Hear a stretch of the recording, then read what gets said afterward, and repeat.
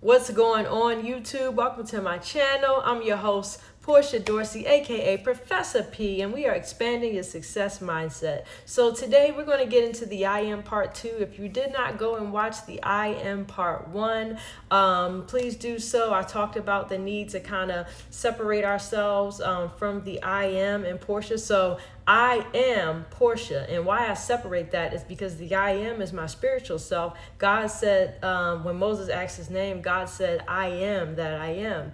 And so I like to say the I am is our spiritual self, and Portia is my physical self.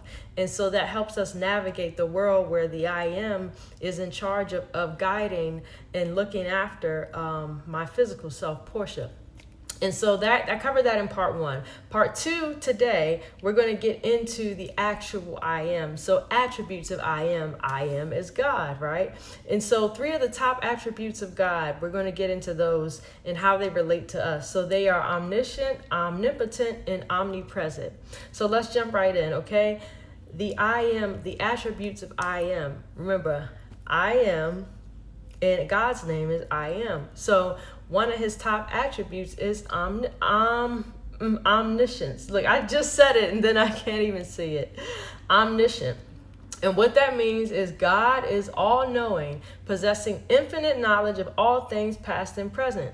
So if God is all-knowing, it doesn't mean we're all-knowing, but the I am gives us access to all knowledge, past, present, and future. So I don't need access to all the knowledge. For instance, I don't work on the water. I don't need access of all the marine biology and the things that go on under the sea. That's not an interest of mine. I have no need to know that. But in the areas that I do study, I need knowledge. In this field that I'm developing in and I'm growing in, I should be ever increasing my knowledge in that field. And so what I can do is I can go to God, who has access to all of that knowledge. Now, he may not drop it right in my head, but he will cause me to cross paths with people who have the knowledge, or cross paths with the materials that contain the knowledge. He may have me cross paths with a book or a magazine or the author themselves, right? But he controls all knowledge, and he, in the I am, is an access point to knowledge, or a guide to steer you to where the knowledge is that you need for your journey. Amen. I hope this is making sense. Go back and watch part 1 if it's not. So the second attribute of I am, of God, is omnipotent. God is all powerful. He is able to do anything and all things, and they're all for his glory. And so we have access to all power. Now, we have access, what does God gives according to our ability, right? So you can't just demand this massive amount of power and you don't have anything to do with it. It's not in alignment with where you are with what you're doing, right? You have to have a need for the power, and then you ask God to give you the power for this or give you the power for that. I need power in different areas that you may need power in, but all the power belongs to God. And so he is all powerful. So it doesn't matter where we need power at and what we need power in. We have access. We have access to all power. Amen. And I talked with my group this morning, I likened it to electricity. Electricity is electricity, right? But you can plug many different things into the wall. I can charge my phone, I can plug my blender, I can plug anything, just whatever, right? So the power is just the power, but we are the things, we hook up to the power for different uses. Amen.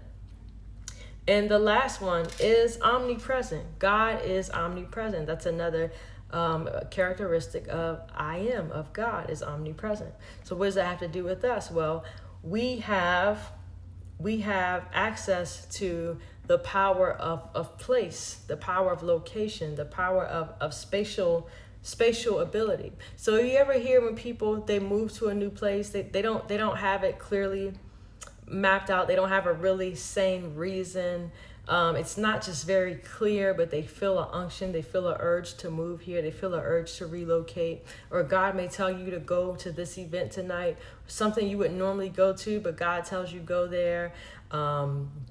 Or even like taking a way to work today. He may tell you take this way instead of that way, and then like there ends up being an accident on the way you normally take.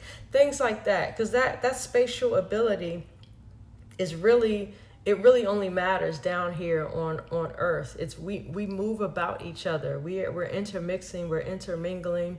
There are certain opportunities in Atlanta that aren't in I don't know, Washington State, and not even in the U.S. There's opportunities abroad and overseas in different parts of the world. And so God is going to move you where you need to be according to his purpose, according to the purpose on your life. So God is omnipresent, so he can see where you need to be. He can see what's coming up in different places of the world to say, okay, you would do better for this season.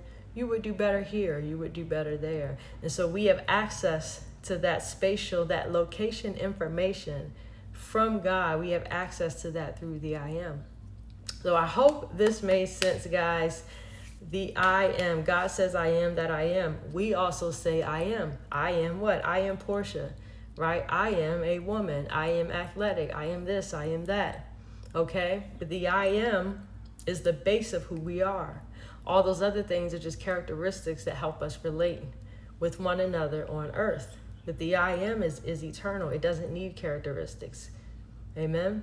And so watch part 1 again if you have not, for this to make a little more sense. But I hope this bless you. We have access to all knowledge through the omniscient I am. We have access to all power through the omnipotent I am. And we have access to spatial awareness through the omnipresence of the I am.